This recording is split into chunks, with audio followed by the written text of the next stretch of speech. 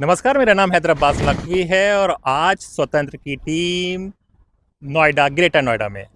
क्यों है ग्रेटर नोएडा में? इसके पीछे कारण है। आज हम आपकी मुलाकात एक ऐसी शख्सियत से कराने जा रहे हैं जो आपको समझाएंगे कि आजकल देश की राजनीति में क्या चल रहा है। हमारे साथ हमारे सहयोगी विक्रांत यादव भी होंगे, तो चलिए बातों का सिलसिला शुरू करते हैं। विक्रांत, आज यहाँ पर आने की क्या मकसद है स्वतंत्र की टीम का? हैदर साहब, ऐसे ही मैंने शीतल सर को फ़ोन किया और ये पूछा कि सर आप दिल्ली में हैं या सुल्तानपुर हैं, क्योंकि अक्सर इनसे दिल्ली में मिल पाना बहुत मुश्किल होता है। सुल्तानपुर ही रहते हैं, देश के जाने माने पत्रकार हैं, लेकिन इन्होंने कहा कि मैं दिल्ली में ही हूँ। तो हमने सोचा कि इस मौके को ना गंवाया जाए और सीधा हम लोग आ गए शीतल सर से मिलने और सोचा कि कुछ बातचीत भी कर ली जाए, क्योंकि बिहार घूम करके 4-5 दिन के से आज यहाँ पर वापस लौटे हैं दिल्ली, तो इसी कारण आज हम यहाँ पर आए हैं। तो सर, मतलब कि कहाँ से आपसे बात शुरू की जाए? बिहार से की जाए, यूपी से की जाए, या जो आजकल टीवी में चल रहा है प्रवक्ताओं के साथ, वहां से किया जाए? इतने सारे टॉपिक हैं, तो आपका पसंदीदा क्या रहेगा? नहीं, जो आप पूछेंगे मैं कोशिश करूंगा। शीतल सर, पता है बताऊंगा। सबसे पहली बात तो यही जानना चाहते हैं कि बिहार आप क्योंकि घूम कर आए, प्रधानमंत्री की मां को एक मंच से अपशब्द कहे गए, हालांकि उस मंच पर राहुल गांधी और तेजस्वी नहीं थे, लेकिन फिर भी वो बड़ा मुद्दा बना। गलत बात है, सबने उसकी आलोचना की, लेकिन क्या बिहार का चुनाव इसी मुद्दे पर लड़ा जाएगा? देखिए, इस मुद्दे पे लड़ा जाएगा कि नहीं, ये तो अभी आने वाले समय में तय होगा, लेकिन प्रधानमंत्री जी ने अपनी ओर से ये मुद्दा जनता की अदालत में पेश कर दिया है। उन्होंने ये भी कह दिया है कि भाई, ये लोग अगर आपके सामने आते हैं तो आप इनसे पूछिए, जैसा उन्होंने अपने भाषण में कहा, जैसा वो इमोशनल इश्यूज को प्ले करते हैं हमेशा राजनीति में, ये उस तरह की बात है। वरना अगर आचरण के तौर पर देखा जाए तो उनके दल में अनेक हैं। खुद उनके जो अध्यक्ष हैं वहाँ, जायसवाल साहब, उनका एक वीडियो चल रहा है जिसमें वो अपने कार्यकर्ताओं के बीच से कह रहे हैं कि बिहार में तो कोई भी स्कूल में और इसमें ऐसे माँ की गाली, उन्होंने बाकायदा फ्रेज यूज़ किया है। ऐसे असंख्य कार्यकर्ता उनके यहाँ हैं जो सोशल मीडिया या अन्य जगहों पर गाली का प्रयोग करते हैं धमकाने उमकाने के लिए। जो ऐसे पत्रकार हैं, बहुत सारे हमारे दोस्त आशुतोष हैं, रवीश कुमार हैं, और जो भी बड़े 5-7-10 लोग हैं ऐसे जो सवाल करते हैं इस सरकार से या मोदी जी से, उन सब लोगों को हमने देखा है कि उनके जो सोशल मीडिया अकाउंट्स हैं उसमें किस किस तरह से कितनी भद्दी और कितनी चीज़ें उसमें, माँ बहन बेटी पत्नी बच्ची, कोई किसी ने छोड़ा नहीं है। गाली के हम इसके सिद्धांत को समझना होगा। गाली दो तरह से आती है। एक ताकतवर की गाली जो है वो कमज़ोर को दबाने के लिए प्रयुक्त होती है, और कमज़ोर की गाली अपना फ्रस्ट्रेशन निकालने के लिए होती है। तो ये जो है, समाज के विकास के साथ ये चीज़ें घुल जाती हैं, नीचे चली जाती हैं। लेकिन अगर आप समाज को शिक्षित नहीं करेंगे और उसे कमज़ोरी में रखेंगे, कठिनाई में होगा, तो उसमें ये सब विकृतियां हैं जो रहेंगी। दुनिया में जो सभ्य होते जाते देश हैं या आबादियां हैं या मनुष्य है, पढ़ लिख जाने वाले हम ही आपके बीच से, वो उस तरह की भाषा उनकी बदल जाती है, क्योंकि वो उनको लगता है कि इसकी ज़रूरत नहीं, वो अपने आप को बेहतर एक्सप्रेस कर सकते हैं। ये एक्चुअली एक्सप्रेशन लेस होना जो है वो गाली पे ले जाता है। जब आप अपनी बात कह नहीं पाते हैं, खिसिया जाते हैं, तो आप दूसरे को गाली दे देते हैं अपना फ्रस्ट्रेशन निकालने के लिए। तो ये कमज़ोरी है। जिसने भी ये किया वो कमज़ोर है। निश्चित तौर पर शिक्षा से कमज़ोर होगा, हो सकता है आर्थिक हालत से कमज़ोर हो, क्योंकि वो सरकार में नहीं है, दूसरे मंच पे खड़ा था, तो मैं उसे कमज़ोर वाले तबके में रखूंगा। लेकिन ताकतवर जब गाली देता है वो ज़्यादा खतरनाक है। और हमारे प्रधानमंत्री जी ने स्वयं कई बार बहुत फूहड़ शब्दों का इस्तेमाल सोनिया गांधी जी के लिए, या एक ज़माने में वो जो केरल के सांसद हैं शशि थरूर के पत्नी के लिए, ये तो बहुत नोन है। और वैसे भी वो भाषा में ऐसा सब करते रहते हैं। लेकिन ये कोई इसके लिए किसी को मुकाबले की बात नहीं है कि उसने किया तो हमने किया। बात यह है कि गाली वाली देना जो है, ये हमें बताता है कि हमारा समाज अभी कितना पिछड़ा हुआ है, कितना कमज़ोर है, कि अपनी बात को व्यक्त करने के लिए उसके पास न भाषा है न शब्द है। लेकिन देश के प्रधानमंत्री नरेंद्र मोदी जी, वो खुद जब उन हैंडलर्स को, सोशल मीडिया हैंडल्स को फॉलो करते हैं, छोटे छोटे हैंडल हैं, लेकिन उन हैंडल्स पर जब आप जाएंगे तो तमाम तरह की गालियां, तमाम तरह के अपशब्द देखने को मिलेगा। इतना ही नहीं है, अभी उन्होंने बिहार में एक नेता को ज्वाइन कराया है, तो जिसको ज्वाइन कराया है उसने अपने ट्विटर अकाउंट पर सारिका पासवान नाम की लड़की है जो एक प्रवक्ता है आरजेडी की, उसको ऐसी गाली गलौज में और ऐसी बातें कही हैं, और वो प्रधानमंत्री जी उसको ज्वाइन करा रहे हैं। एक राजा सिंह नाम का एमएलए है, अभी आप गूगल करिए, वो तो खुलेआम मंच से हजारों की भीड़ में मादर से ही शुरू हाँ। करता है, बहन से शुरू करता है। तो हमने हमारे यहाँ इधर यहाँ दिल्ली और इसके आसपास बहन की गाली जो है बहुत कॉमन पार्लेंस में है। ये समाज की विकृति है दरअसल। ये जरूरी है कि हम अपने समाज में स्वस्थ बनाने का काम करें और ये चीजें नीचे जाएं। ये काम लीडर कर सकते हैं, लेकिन दुर्भाग्य है कि लीडर अपने ऊपर गाली को बुरा मानते हैं और आपको दी गई गाली को अपना शौर्य मानते हैं। तो अगर लीडर इस तरह के सोच के होंगे, किसी दल के हों, कोई हो, और है हमारे यहाँ ज्यादातर ये राहुल गांधी को भी कई बार हमने देखा कि प्रधानमंत्री के बारे में संबोधन करते हुए वो मैं ये कह सकता हूँ उनको बेनिफिट ऑफ डाउट की भाषा उनकी हिंदी नहीं है। हाँ। वो ट्रांसलेट करके बोलते हैं, लेकिन फिर भी उन्हें ये इसका बेनिफिट ऑफ डाउट दिया नहीं जा सकता कि आप अपनी भाषा में मर्यादा आपने तो बाकायदा सार्वजनिक तौर पर कहा भी, सार्वजनिक तौर पर कहा, क्योंकि भाई हमें ये बुरा लगता है। हमें लकीली आप कह सकते हैं कि सोहबत मिली और शिक्षा मिली जिससे हमें लगा कि ये गलत है। तो हमने राहुल गांधी को भी गलत कहा और हम समझते हैं कि हमारे समाज में कोई करे, राहुल करे, मोदी जी करें, कोई दूसरा नेता करे, ये ठीक नहीं है। जी सर, पर आप ये बात कह रहे हैं, लेकिन आप इस स्टूडियो में चैनल्स डिबेट में भी जाते हैं, बीजेपी के प्रवक्ता भी आते हैं, प्रधानमंत्री का भाषण भी हुआ है, तो एक नैरेटिव सेट किया जा रहा है कि ये जो गाली दी गई है ये कांग्रेस ने करवाई है, ये आरजेडी ने करवाई है। इसके क्या? देखिए, मीडिया ने तो अपनी जिम्मेदारियों को सरकार के पक्ष में सौंप दिया है। मीडिया को तो इस बात पे शर्म आनी चाहिए कि उसके स्टूडियोज में कई बार गाली तो छोड़िए, पटका पटकी, मारपीट, घूंसेबाजी तक हुई है। अभी एक बीजेपी के प्रवक्ता ने एक कांग्रेस के प्रवक्ता को उनकी माँ के बारे में एकदम ऐसी बात कही कि जिसको हम लोग जबान पे नहीं ला सकते। तो आपने क्या किया, क्या करके दिखाया? राजा सिंह आपकी पार्टी के एमएलए हैं, आप क्या कहते हैं? उनके 1000 वीडियो होंगे जो गाली से शुरू होते हैं, हजारों लोगों की भीड़ में गाली ही देते हैं वो। और ऐसे असंख्य ट्रोल आपके पास हैं जो सारे पत्रकारों को या सारे विरोधी दल के नेताओं को या सबको इंटिमिडेट करने के लिए जाने की न सिर्फ गाली देते हैं, धमकी देते हैं, हमला तक कर देते हैं। जी शीतल जी, बहुत दिनों से आप देश की मेन स्ट्रीम मीडिया को देखते रहे। अभी आपने जो बात कही, देश के सबसे बड़े चैनल पर स्क्रीन पर माँ की गाली दी गई, लेकिन हम लोग भी, खैर ये ट्रेंड तो देख ही रहे थे, ये सर बैठते हैं क्योंकि धूप भी ज्यादा, हम लोग भी ये ट्रेंड देख रहे थे, लेकिन अब एकदम आरजेडी की कुछ महिला प्रवक्ताएं सामने आई और उन्होंने कहा कि बीजेपी ने कहा कि उनके साथ बहस में नहीं बैठेंगे, और टीवी चैनल वाले भी तैयार हो गए कि आपको नहीं बुलाएंगे, आपको अलग रखेंगे। तो ये कैसा लोकतंत्र? कल हमारे यहाँ सत्य हिंदी पर आशुतोष ने उनके साथ बातचीत की है जी। ये बताता है कि जो मेरिट नाम का होक्स है वो रियल नहीं है, वो एक झूठ है और एक समाज के उस हिस्से ने पैदा किया है जिसके पास साधन और संपन्नता, शिक्षा सब थी, वो किसी को देना नहीं चाहता था। हजारों साल से उसने इसके लिए अपना थ्योरीज बना दी थी।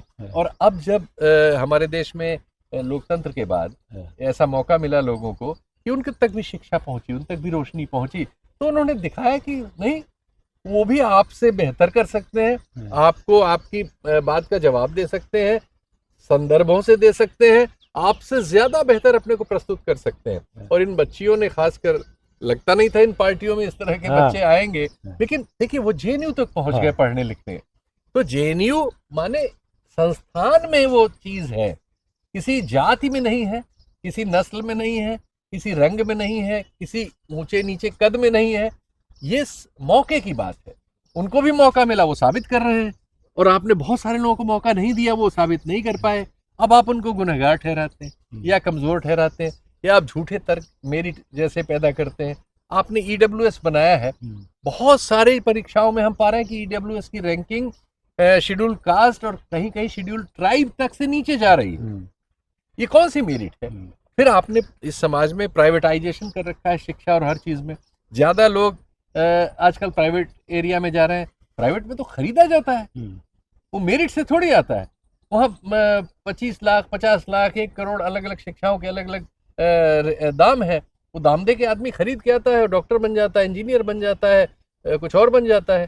फिर आप सेलेक्टिव, अब तो भर्ती भी शुरू होने लगी, जैसे आपने सरकार चलाने के लिए ज्वाइंट सेक्रेटरीज वगैरह लेटरल एंट्री से लिए, वो सब आपने एक तरफा किए। तो असली बात दूसरी है कि समाज में अन्याय विद्यमान है और एक बहुत बड़े हिस्से को आप उस उसका शिकार बना रहे हैं, वो इसमें फंसा रहे हैं। इसलिए आप कहीं धर्म के आधार पर बंटवारा करते हैं, कहीं जाति के आधार पर बंटवारा करते हैं, कहीं आर्थिक हालत के आधार पर बंटवारा करते हैं। ये सब करके आप किसी तरह से पावर को अपने कंट्रोल में रखते हैं और बहुत सारे लोग अब इसको समझने लगे। सर 2014 के बाद हम लोगों ने एक परिवर्तन देखा हाँ। कि जो मीडिया है वो विपक्ष से सवाल पूछता है जी और फिर प्रधानमंत्री मोदी ने कई एंकरों को ट्विटर में फॉलो भी कर लिया जी और ऐसे में अचानक से कंचना यादव और प्रियंका भारती आ जाती हैं जी तो बड़ी घबराहट सी हो गई होगी मीडिया। जी, क्योंकि मीडिया को क्या होता था, उसने एक सरल फार्मूला क्या था कि जो अभी राजनीति है, ये राजनीति क्या करती है कि समस्याओं को हल करने का कोई रास्ता बताने की जगह एक दुश्मन खड़ा करती है आपके ही बीच में से, और उस दुश्मन को दुरुस्त करने के नाम पे सत्ता में बार बार आती रहती है। और ये बहुत सरल है। अगर बहुमत की आबादी को डराया जाए किसी अल्पसंख्यक आबादी से, और उसे आज से 20 साल बाद, 50 साल बाद, 100 साल बाद, या पिछले 100 साल 200 साल के खतरे बता के उसको डराया जाए कि ऐसा हो जाएगा, वैसा हो जाएगा, तुम्हारी औरतों को कोई ले जाएगा, बेटी को तुम्हारी ये कर देगा, वो कर देगा, तो इससे क्या होगा कि राजनीति तो हो सकती है, क्योंकि एक बहुत बड़ी आबादी बहुत सारी सूचनाओं से, इन्हीं के माध्यम से सूचना आती है ना, माध्यमों पर अगर आपका कब्जा है तो आप इस झूठ को प्रसारित कर सकते हैं। तो ये हो रहा है, लेकिन अब इसका प्रतिकार करने जब उन हिस्सों से बच्चे आ जा रहे हैं पढ़ लिख के काबिल बन के, चाहे परीक्षा में भाग लेके या आप टेलीविजन चैनल में मौका देते हैं, तो वहाँ आके, क्योंकि इसके पहले हम देखते थे कि सिर्फ मुर्गा लड़ाने का काम होता था, एक दो मौलवी साहब लोगों को, जो पेड मौलवीज हैं जिनको सब जानते हैं, सभी चैनल वैसे 4-5 चेहरों को बुला लेते थे। पाकिस्तान से तो एक पत्रकार ने बताया कि पाकिस्तान से जिन लोगों को बुलाया जाता है उनको डॉलर दिए जाते हैं इस बात के कि आपको चैनल पे आके कुछ ऊट पटांग बात करनी है, उसके बाद हम यहाँ से ढेर सारी बात करेंगे और हम जीत गए टाइप होगा और $200-250 हम आपको पर हियरिंग दे देंगे। तो ये सब हमने किया ना, हमने मीडिया तो हमारा हमने क्या बना लिया, ये तो जनता का शत्रु है, ये मीडिया नहीं है, ये जनता का शत्रु है। इसका काम है गरीब और साधारण और जनमानस को एम्पावर करना। ये पावर को एम्पावर कर रहा है जिसके पास वैसे ही सब कुछ पावर है, सारा पैसा उसके पास, सारी एजेंसी उसके पास, सरकार उसके पास, पुलिस उसके पास, मिलिट्री उसके पास, उसी को और तुम संबल दे रहे हो और अपने को पत्रकार कह रहे हो। पता नहीं भाई, हम लोगों को तो हमारे बुजुर्गों ने ये सब नहीं पढ़ाया था। सर आप लंबे समय रहे मेन स्ट्रीम मीडिया में भी है और अभी भी आप लगातार सक्रिय हैं।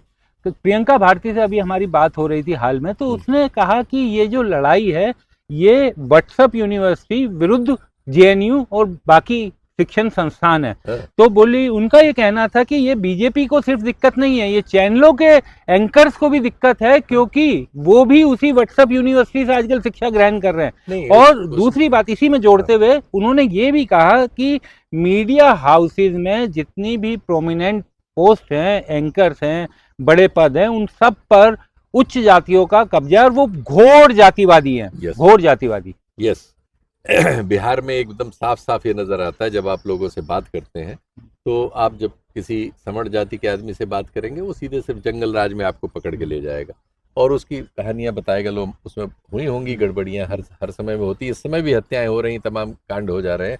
लेकिन हम ये जानते हैं कि मीडिया का हमेशा एक ये भावना रही है उसमें कि जब कोई पिछड़ी जाति का या मुसलमान या दलित तबके का आदमी क्राइम वाइम में मिलेगा तो उसमें मीडिया को हम बहुत एग्रेसिव और लगेगा कि बड़ा जस्ट कर रहा है। लेकिन जब उसके सजातीय या सवर्ण जाति या उससे आएगा तो उसमें वो गोल मोल करता हुआ मिलेगा। कई बार तो उसको डिफेंड करने के लिए उसकी ओर से खबरें चलाएगा। यही राजनीति में और यही हमारे विमर्श में हो गया है कि हम ताकतवर की ओर से कमजोर आबादी के खिलाफ सूचना का युद्ध चला रहे हैं। आज का जो मीडिया है वो इंफॉर्मेशन वॉर चला रहा है और वो इंफॉर्मेशन दरअसल दे ही नहीं रहा है। वो एक ओर से एक दुष्प्रचार का वार चला रहा है, 24 घंटे उसको सांप्रदायिक बना रहा है, जहरीला इंसान बना रहा है, उसको उसकी समस्याओं पर बात करने, तर्कशील होने और उसको बूझने की हैसियत रखने वाला इंसान बनाने में उसकी कोई दिलचस्पी नहीं है। उसको नष्ट करने में दिलचस्पी है कि वो जहर से भर जाए, वो मुसलमानों के खिलाफ जहर से भर जाए, ईसाइयों के खिलाफ जहर से भर जाए, या जिसको सत्ता जिस समय न चाहती हो उसके खिलाफ उस समय जहर से भर जाए, और जिस समय सत्ता उसको प्रेम करने लगे तो तुरंत वो प्रेम भी करने लगे। इसमें एक भी बड़े मजेदार बात, एक आदमी को एक मीडिया का पूरा सर्किल बेईमान और वो भ्रष्टाचारी, गद्दार सब ठहराता मिलेगा। कल को उसने बीजेपी ज्वाइन कर ली, वो मीडिया या तो उसके लिए खामोश हो जाएगा या महीने भर बाद आप देखेंगे वो पहुंच के उसकी इज्जत बताता हुआ उसको नजर आएगा। तो ये जो हमने, ये मॉन्स्टर है, ये मीडिया नहीं, अब तो मैं कहने लगा हूँ, लेकिन अब ये सच है कि ये मॉन्स्टर है, ये मीडिया नहीं है, और ये जनता का अपराधी है। जी सर, चाइना के बाद प्रधानमंत्री जी आए और एक बहुत ही इमोशनल तकरीर उन्होंने दी, तो आपको लगता है कि अब जनता को, मतलब कि मोदी जी का दर्द समझ में आ रहा होगा, कितना बुरा किया गया है उनके साथ? एक बार फिर से इसको दोहराइए। सर, चाइना से मोदी वो जी लौट वो आए। आए हैं और उसके बाद उन्होंने एक इमोशनल तकरीर दी है, माँ जी। का जिक्र किया है, जी। तो जो वो संदेश जनता को पहुंचाना चाहते हैं, जो सहानुभूति हुई, तो जनता तक पहुंच? मैं उनके पेज पर ही देख रहा था, फेसबुक पर भी और ट्विटर पर भी, और सब जगह जो है, मेरा ख्याल है लोग इसको सब समझ गए। लोगों को ये अब लगता है कि क्या आदमी है भाई। वहां हंस रहे थे, ठहाका लगा रहे थे ऐसे लोगों के सामने जो आपकी ना भाषा समझते हैं, ना आप उनकी भाषा समझते हैं, लेकिन आप वहां मतलब ऐसे हंस रहे थे जैसा कोई और नहीं हंस रहा था। तो लोगों को वही समझ में नहीं आ रहा था कि क्यों और किस बात पे आप हंसे। यहाँ जो ANI नाम की एजेंसी है आजकल क्या करती है कि जो इंटरनेशनल वीडियोस उनके इस तरह की पोजीशन के आते हैं, उसमें आवाज बंद कर देती है कि कोई समझ न जाए कि हुआ क्या, सिर्फ दृश्य आते हैं। लेकिन इंटरनेशनल बहुत सी एजेंसियां हैं, स्पुतनिक वगैरह ने उन्होंने आवाज समेत दे दिया, तो समझ में आया कि अरे ये तो कोई ऐसी बात ही नहीं हुई जिस बात पे इतना ज्यादा आदमी हंस सकता है। वही आदमी एकाएक बिहार पहुंचता है वहां से सीधे और रोने लगता है। तो लोग, मैं नहीं कह रहा हूं, मैं उन पे जो कमेंट्स हैं उनमें ये सब कहा जा रहा है।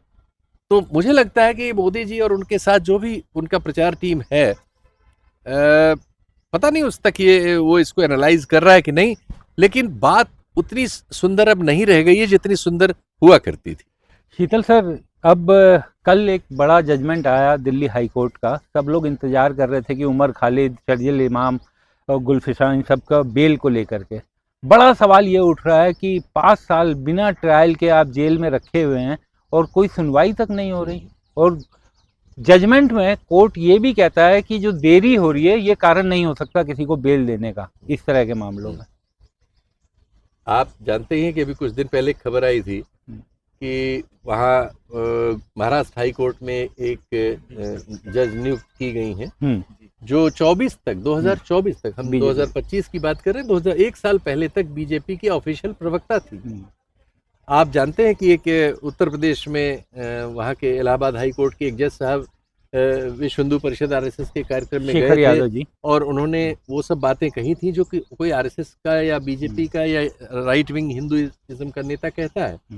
किसी जुडिशियल पर्सन से आप इस तरह की बातें जो प्रचार के माध्यम हो सकती हैं, वर्किंग जज से जब आप सुनते हैं, जब आप देखते हैं कि बंगाल में एक जज साहब अपने सारे फैसलों में सरकार के विरुद्ध वो करते हुए नजर आते हैं और वर्किंग रहते हुए एकाएक इस्तीफा देके वो बीजेपी का टिकट पाते हैं और लोकसभा का चुनाव लड़के सांसद बन जाते हैं। जब आप देखते हैं कि सुप्रीम कोर्ट के एक जस्टिस साहब CJI कुछ ऐसे फैसले देते हैं, उनके ऊपर एक स्त्री से संबंधित आरोप थे, फिर वो आरोप भी गायब हो जाते हैं और उनको हम पाते हैं संसद में राज्यसभा का सदस्य बने हुए उसी दल की ओर से। तो हम कुछ एक अजीब दौर में हैं कि, और सुप्रीम कोर्ट कहता है कि चुनाव आयोग को आप कैसे बनाइए जिससे लोगों में विश्वास हो, उसका एक सुझाव देता है और सरकार उस सुझाव को रद्दी की टोकरी में डाल देती है और उस सुझाव के विपरीत जो हो सकता है वैसा कानून बना के अपनी पसंद के लोगों को चुनाव आयुक्त नियुक्त कर लेती है। तो हम एक दूसरे दौर में हैं। रोज लगभग हर हफ्ते हम पा रहे हैं कि ED की कार्यप्रणाली पर देश का सर्वोच्च न्यायालय जो है ऐसी टिप्पणियां कर रहा है जिसके बाद उसके निदेशक जो भी हों, और कोई दौर होता तो शायद वो कुर्सी पर न होते, हटाना पड़ता, शर्म आती है। लेकिन अब चूंकि शर्म वाला शब्द अब खत्म है डिक्शनरी से, अब सफलता एक शब्द है। हम किसी भी कीमत पर सफलता हासिल करें और वो सफलता सिर्फ सीमित है चुनाव में। हमें सिर्फ चुनाव जीतना है, बाकी डेमोक्रेसी के जो भी अवयव है वो हमने जमीन में गाड़ दिए। इसीलिए डेम इंस्टीट्यूट वगैरह हमको कांस्टेंट रैंकिंग दे रहे हैं कि हम सिर्फ एक चुनाव कराने वाली, उस चुनाव को भी लूट लिया जाता है, ये भी वो कह रहे हैं। इतनी ही डेमोक्रेसी रह गए। लेकिन सर, अंतिम आम आदमी के पास अंतिम आसरा तो केवल न्यायपालिका ही बचा था ना। बाकी जितने स्तंभ हैं वो तो सब देख ही रहे हैं कि किस तरीके से धाराशाही हुए हैं। लेकिन न्यायपालिका भी अगर इस तरीके से, वो शब्द अगर यूज करना चाहे कि कॉम्प्रोमाइज इस तरीके की हो गई है न्यायपालिका भी, तो ये तो बहुत चिंता की बात है। और एक और इसी में जोड़ते हुए मैं बात पूछूंगा कि जस्टिस चंद्रचूड़, इस मामले में जब उनसे पूछा गया था उमर खालिद के बारे में, तो वो कहते हैं कि कम से कम 7 बार उमर खालिद के वकीलों की तरफ से भी एडजॉर्नमेंट लिया गया, लेकिन अब देश की जनता जान रही है कि उसके पीछे कारण क्या है। नहीं, सब जानते हैं कि बेला त्रिवेदी नाम की एक जज थी जो रिटायर हो गई हैं, और जो इसके पहले मोदी जी की सरकार में उनकी लॉ सेक्रेटरी हुआ करती थी। पहली बात तो इस कॉलेजियम ने उनको जज बनाया, फिर वो ऐसी जज रही जिन्होंने कभी रिलीफ दी ही नहीं, और अगर मुसलमान नाम रहा या विपक्ष का नाम रहा, तो अगर किसी का रिकॉर्ड है तो जो वकील पैरवी करने जाता है, अगर वो सुप्रीम कोर्ट से भी उनके गले में फांसी लगवा देता, तब तो ये अपील भी नहीं कर पाते। अगर सुप्रीम कोर्ट ने उनकी बेल खारिज कर दी होती तो फिर कहाँ जाते, सारे रास्ते बंद। तो क्या बात, मतलब चंद्रचूड़ जी वगैरह ही लोग हमारे देश के लिए, या आप कह सकते हैं बौद्धिक वर्ग के लिए, जो ये बौद्धिक बेईमानी कर रहे हैं, ये नहीं समझ रहे, इस देश को खून की नदी में झोंकना चाहते हैं, अराजकता में झोंकना चाहते हैं। ये लोग डिसिप्लिन को खत्म कर रहे हैं, सोशल डिसिप्लिन को खत्म कर रहे हैं। ये लोग तो बहुत ही बड़े पाप के गुनहगार हैं, और वक्त इनको अपने हिसाब से ऐसा ही दर्ज करेगा। इन लोगों ने उस समय जब ये हेल्म ऑफ अफेयर्स थे, ये पाप किए हैं जिसकी कोई कीमत इस समाज को चुकानी पड़ेगी। ये तो फिर भी हो सकता है सुविधा से इधर उधर निकल जाए, लेकिन इतिहास इनको बहुत ही क्रूर ढंग से दर्ज करेगा। सर, आप बिहार से होकर आए हैं, अभी जो राहुल गांधी की यात्रा था, इसका कुछ जमीन पर असर दिखा आपको? देखिए, राहुल गांधी की यात्रा एक ऐसे प्रदेश में हुई जहां राहुल गांधी की पार्टी नदारद है लगभग, पिछले चुनाव वगैरह के आंकड़े ये हैं। और अगर राहुल गांधी ये यात्रा न करते तो ऐसा हो सकता था कि दूसरे स्थान के लिए लोग प्रशांत किशोर को विकल्प चुनते, इनकी पार्टी और इनके संगठन या इंडिया गठबंधन की जगह ये भी सोचने वाले मिलते। हम जानते हैं कि वहाँ लालू यादव जी की पार्टी के पास एक बड़ा जनाधार है, सामाजिक जनाधार है, उसकी वजह से एकदम से प्रशांत किशोर के लिए उतना मौका नहीं था। लेकिन जो बज होता है किसी भी चुनाव में या माहौल में, और ऐसे ही एक बज, और हमने देखा था कि केजरीवाल का उदय हुआ था, तब कोई हम में से पत्रकारों में से हम सब कहाँ समझ पा रहे थे।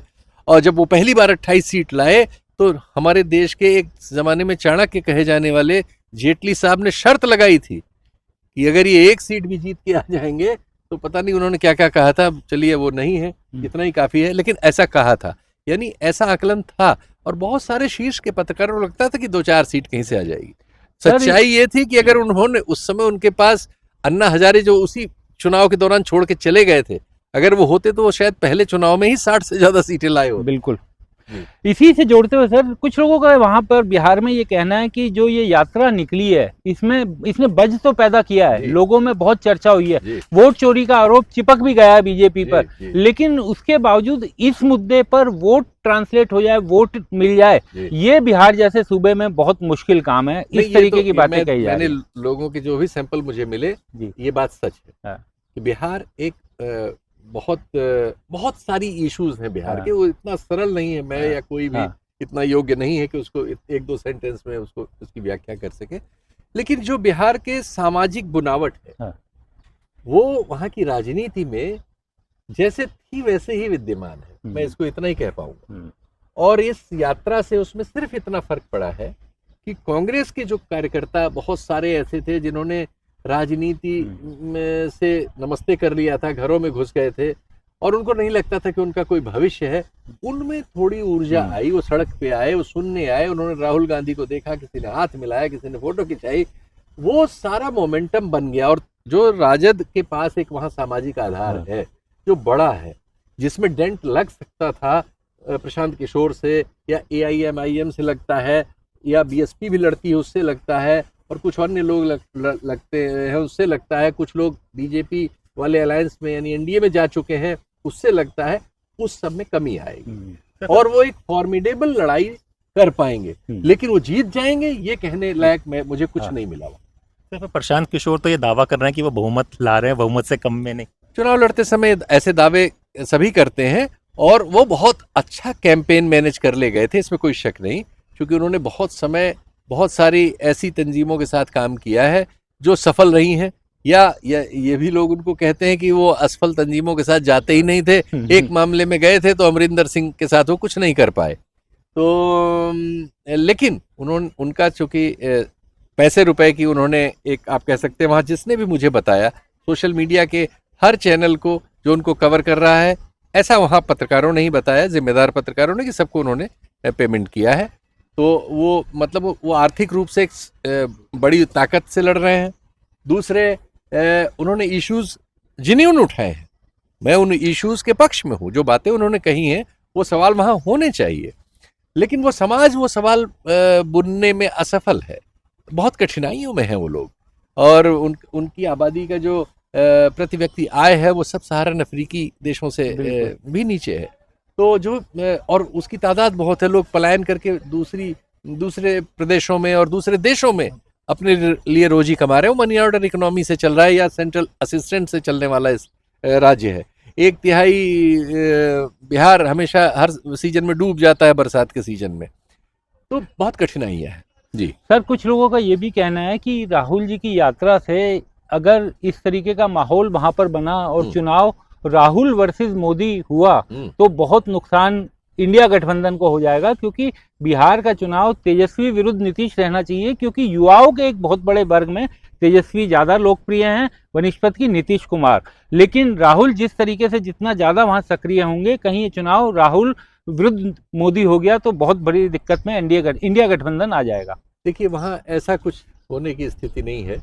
जो जैसे है वैसे है। जिसका नेता तेजस्वी है उसका नेता तेजस्वी है, उसको राहुल से सिंपैथी है, लेकिन वो राहुल को नेता नहीं मानता। और ऐसा भी है कि तेजस्वी की फॉलोइंग में बहुत सारे ऐसे हैं जो विधानसभा में तेजस्वी के साथ है लेकिन लोकसभा में मोदी जी के साथ है। ऐसा भी है। तो बहुत सारे मतलब फिर मैंने कहा कि बिहार को व्याख्या कर पाना एक कार्यक्रम, एक 2 सेंटेंस में, एक पैराग्राफ में मुश्किल। सॉरी सर, पर ये बात अब कही जाने लगी है कि आरजेडी के आते ही जंगल राज वापस आ जाएगा। ये चीजें समझाई जाने लगी लोगों को। नहीं, जंगल राज कोई गया नहीं है। जंगल राज क्या होता है? जंगल राज ये होता है कि जब अपराधी, रोज तो अनंत सिंह वहां इंटरव्यू देते हैं उनके घर। अनंत सिंह से बड़ा अपराधी वहां इस तरह सक्रिय उस तरह से कौन है? उनके AK-47 पकड़ी गई थी, लेकिन दिन में उनकी 20 रील आती हैं और वो सम्मानित माने जाते हैं। तो अपराध को व्याख्या करने का भी हमारे समाज का पैमाना जो है झूठा है। वो अगर पिछड़ी जाति का कोई अपराधी होगा या मुसलमान होगा तो बहुत छाती पीटेंगे, और उनकी जाति का या सवर्ण जाति का होगा तो पूरे उत्तर प्रदेश में एक से नाम शुरू करिए, एक जगह से, तो सारे बड़े नाम जो हैं सवर्ण जातियों के अपराधियों के। कौन वहां का? वो सब बाहर है, किसी कोई समस्या नहीं है, सब ठेका पट्टी भी ले रहे हैं, सबकी धमक चल रही है, सबके यहाँ पैसा भी आ रहा है। लेकिन हम अपराधियों का नाम लेंगे तो 2-3 मुसलमानों का नाम ले लेंगे। वो भी अपराधी थे, वो नहीं कि वो संत थे, लेकिन वही अपराधी नहीं थे।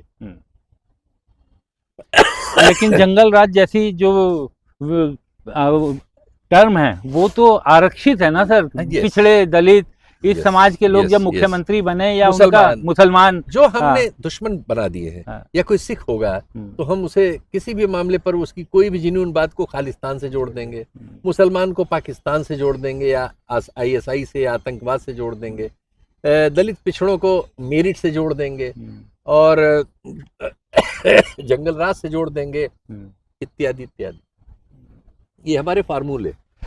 एक सवाल सर, अब क्योंकि प्रधानमंत्री जी चीन से आए हैं तो इस बार चीन की झालर लगाने में तो कोई दिक्कत आएगी नहीं? ये तो दिक्कत अब आपको लगती नहीं है? हर्ष गोयनका ने एक बहुत अच्छा ट्वीट किया।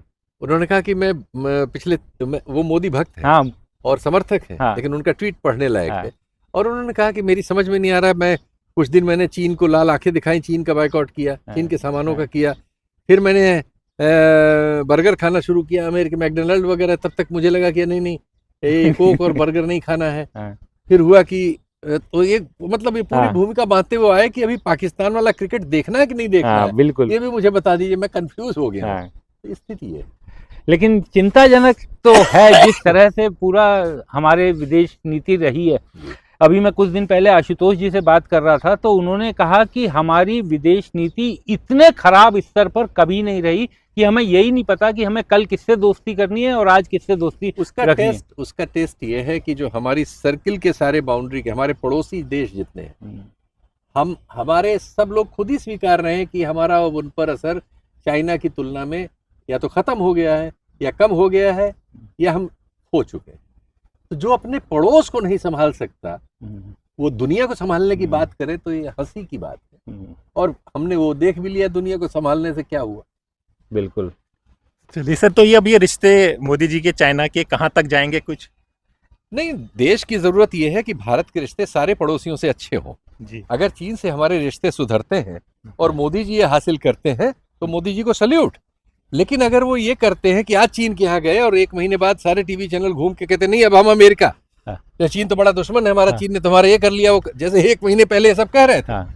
और छोड़िए, संसद में, राज्यसभा में हमारे विदेश मंत्री जयशंकर साहब हंसी उड़ा रहे थे चीन से रिश्तों की, कांग्रेस के एग्रीमेंट बड़े बड़े आरोप लगाते थे भाई। अरे पूरा हंसी, तालियां बजी हैं, वीडियो मौजूद है। और अभी क्या हुआ कि जयशंकर साहब भी ड्रॉप कर दिए गए, ले ही नहीं जाए गए।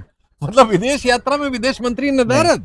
तो हम जो इस तरह के झूला झूल रहे हैं, अगर ये कहीं टिके कहीं और उससे सफलता देश को मिले तो वाह वाह है।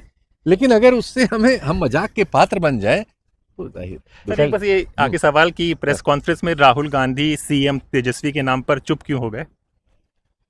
ये बात है जो खटक बिहार में भी लोगों को खटक रही है, मुझे भी खटक रही, लेकिन मेरे पास कोई जवाब नहीं क्यों हो गए। यस। तो देखा, आज आपकी मुलाकात हमने सर से कराई है, आपको जरूर जानकारी बढ़ी होगी। धन्यवाद कि आपने पूछा। सर क्या उम्र की वजह से सर हो गए, कोई काबिलियत नहीं भाई। शीतल जी, आपको देखने वाले बहुत से लोग आपको सर मानते हैं। धन्यवाद जी। वो सब उम्र की वजह से, उम्र तो बढ़ी है। उनको भी धन्यवाद भाई। वरना मैं तो जब पत्रकारिता में हम लोग आए थे IMC करके 99-2000 में, तो वहाँ उस समय जब पहली नौकरी मिली थी तो हमारे उस समय के संपादक ने कहा था कि पत्रकारिता ही एक अकेला ऐसा फील्ड है जिसमें सीनियर जूनियर के भ्रम में मत फंसना कभी भी, तो इससे जितना दूर रहोगे उतना अच्छा है। बिल्कुल सही कहा था उन्होंने। हाँ, तो खैर बहुत बहुत शुक्रिया इस बातचीत के लिए, और इसी तरह से अलग अलग शख्सियतों से हम आपको समय समय पर मिलवाते रहेंगे। तो हमारे साथ हमारे सहयोगी विक्रांत यादव थे और मैं आपका दोस्त हैदराबाद की। फिर होगी मुलाकात ऐसी किसी शख्सियत के, तब तक के लिए नमस्कार। हमारे चैनल को कृपया लाइक करें, सब्सक्राइब करें और अपने साथियों से भी जरूर करवाएं। शुक्रिया।